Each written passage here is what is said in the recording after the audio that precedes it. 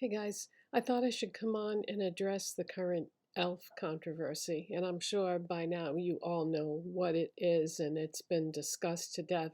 But I wanted to tell you how I feel about it because it's going to affect um, what I do on my videos. I have a ton of e.l.f. makeup, and you know I've done so many videos about e.l.f. makeup in the past. And here's what I'm going to do. I disagree with the fact that they hired Matt Rife to do that video that was supposed to be funny.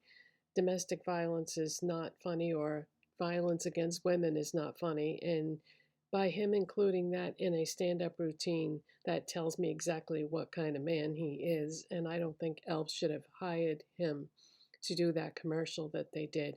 And they didn't remove it from their social media, which I thought was very strange once they realized they had offended a lot of people.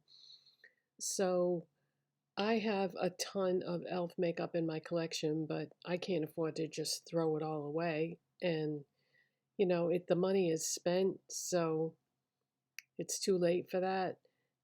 So I am going to continue to use my e.l.f. makeup, but I'm not going to buy any more going forward. That's what I've decided to do, and I hope you understand. But yeah, I can't afford to just throw it all away. There's just too much of it. It makes up a big part of my makeup collection. So that's how I feel about that, and I just wanted to address that issue. Tell me how you feel about it down in the comments below. I'm curious. Are you still going to buy from e.l.f.? Are you still going to use the e.l.f. makeup you have? What do you think?